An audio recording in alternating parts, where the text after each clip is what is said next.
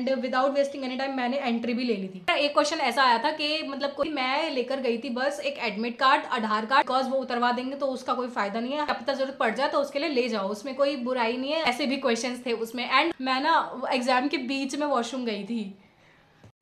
Hi everyone, this is Saida Fun here and welcome back to my YouTube channel again. I hope you all are doing well.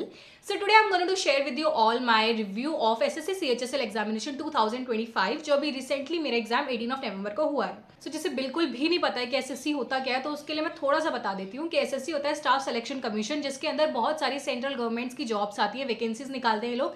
And इसके लिए हमको exams देने पड़ते हैं, varieties of exam से conduct करवाती हैं, जैसे CGL, CHSL, MTS, steno, GD और CPO।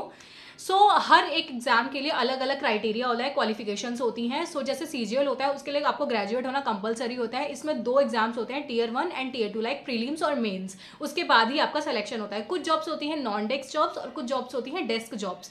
जिसमें भी इंटरेस्ट होता है उसके हिसाब से उसको जॉब वो अप्लाई करते हैं, अगर वो क्वालिफाई कर लेते हैं तो, या फिर उनके रैंक वगैरह के हिसाब से उनको जॉब्स मिलती हैं। ठीक है, ऐसे ही CHSL होता है, combined higher secondary education level का होता है, जिसमें 10+2 का ये एग्जाम होता है। जिसने भी 12th कर रखी होती है वो इस एग्जाम्स को देने के लिए एलिजिबल होता है।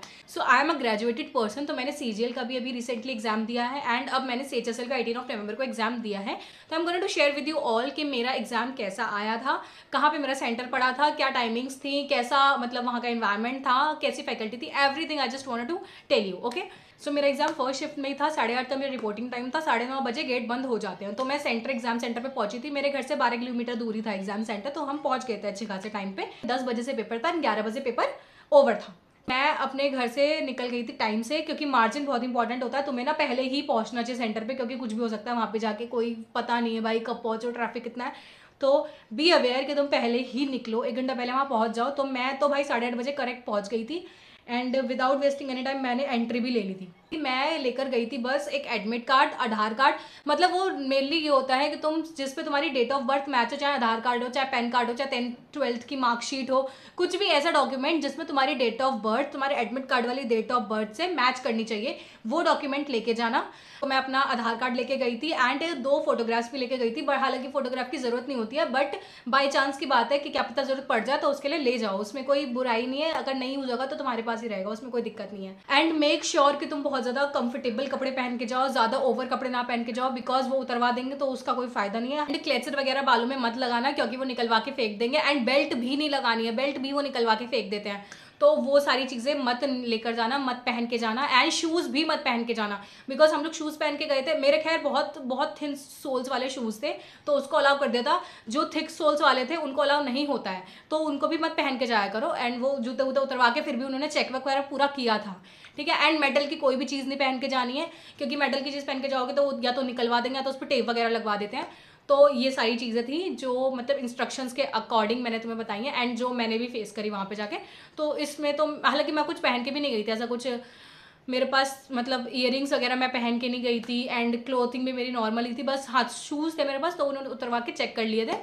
That's it. एंट्री हो गई मेरी, बायोमेट्रिक मेरा सारा सब कुछ हो गया। एंड ऊपर आके मेरे को कोई लैब वगैरह मिलती है तो उस लैब में हम गए थे, वहाँ पे भी हमारा सिग्नेचर, फिंगरप्रिंट वगैरह सब कुछ कंप्लीट हो गया। मेरे को डेस्क मिल गया था एंड वहाँ पे मैं 1 घंटा बैठी हुई थी। फिर हमको वो मिले थे रफ शीट्स मिलती हैं, तो रफ शीट्स मिली थी। देन उसके बाद मेरा एग्जाम स्टार्ट हुआ था।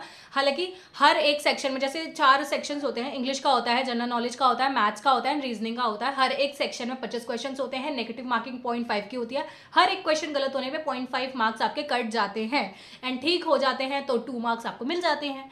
सो ये वाली चीज़ थी। सो जैसे मेरा एग्जाम स्टार्ट हुआ था सबसे पहले मेरा इंग्लिश का सेक्शन था एंड फिर उसके बाद रीजनिंग था, फिर मैथ्स था, फिर जीके थी। हालांकि मेरी जीके बहुत बहुत बहुत ज़्यादा बेकार है, बट उसमें क्वेश्चंस ना पता है कैसे थे, मैं तो बता दूँ जीके के क्वेश्चंस। उसमें मेरा एक क्वेश्चन ऐसा आया था कि मतलब कोई महान हस्ती थी, उनका नाम था एंड उनका वो सन था जिसमें उनकी डेथ हुई थी। तो उन्होंने एक क्वेश्चन डाल रखा था, बताओ इस सन में जब ये इंसान मरे थे, मतलब इनकी डेथ हुई थी, तब ये कितने साल के थे। And I was not aware about it, but मैंने उसमें तुक्का ही लगाया है। बट ऐसे भी क्वेश्चंस थे उसमें एंड उसमें डेट वाले बहुत सारे, हिस्ट्री वगैरह वाले बहुत ज़्यादा क्वेश्चंस थे एंड करंट अफेयर्स भी रिसेंट्स के बहुत सारे थे, गुकेश वगैरह के क्वेश्चंस थे एंड अभी के जो स्पोर्ट्स वाले क्वेश्चंस थे, क्रिकेट के क्वेश्चंस उसमें बहुत सारे थे कि वाइट बॉल कब, पता नहीं क्या क्वेश्चन था कि वाइट बॉल हाँ, वाइड बॉल कितने रन देती है, मतलब जब आप किसी मतलब क्रिकेटर को वाइड बॉल मिलते हैं तो उसमें कितने रन्स होते हैं, ये वाला क्वेश्चन था। एंड क्रिकेट से रिलेटेड काफ़ी सारे क्वेश्चंस थे, मतलब 4-5 क्वेश्चंस क्रिकेट से रिलेटेड ही थे एंड बाकी सारे डेट्स वगैरह वाले थे। सो ये तो जीके का था। मतलब ऐसा होता है कि हर शिफ्ट में पेपर सेम नहीं आता है, तो मैं अपनी शिफ्ट के अकॉर्डिंग बता रही हूँ कि मेरा पेपर कैसा आया था, उसमें कौन से क्वेश्चंस कैसे ज़्यादा थे, ठीक है। सो नेक्स्ट था मेरा अर्थमेटिक का सेक्शन। अर्थमेटिक के सेक्शन में मेरे पास क्वेश्चंस आए थे, डिस्काउंट से आए थे, सिंपल इंटरेस्ट से आए थे, रेशो से आए थे एंड परसेंटेज का भी क्वेश्चन था। उसमें रेडियस के क्वेश्चन थे, ट्राइंगल्स वगैरह के, ट्राइंगल्स के काफ़ी ज़्यादा क्वेश्चन थे एंड रेडियस के भी 2-3 क्वेश्चन तो ऑलमोस्ट थे ही एंड ट्राइंगल्स वाले भी थे ही, ठीक है। टेंजेंट वाले थे कि बात बताओ कि एक सर्कल है जिसमें टेंजेंट ए बी इतने डिग्री पे है, तो बताओ पता नहीं उन दोनों के टेंजेंट के बीच का एंगल कितना है, ऐसा क्वेश्चन था एक। तो ऐसे वाले क्वेश्चंस आए थे काफ़ी ज़्यादा। एंड इंग्लिश में मेरा एक्टिव पैसिव वॉइस मैंने बहुत सारे देखे हैं, बहुत मोस्टली क्वेश्चन मेरे एक्टिव पैसिव वॉइस के ही थे एंड उसमें सिनोनिम एंटोनियम्स भी थे और एक मैंने आइडम एंड फ्रेजेस का देखा था क्वेश्चन एंड हाँ बस यही थे, सिनोनिम्स एंटोनियम ज़्यादा थे। एक्टिव पैसिव वॉइस तो मेरे में भरे पड़े थे भाई, पूरा पेपर मुझे ऐसा लगता है मेरा एक्टिव पैसिव वॉइस से ही भरा हुआ था एंड वोकैबुलरी भी थी 1-2 जगह पे। सो ये मेरा इंग्लिश का था।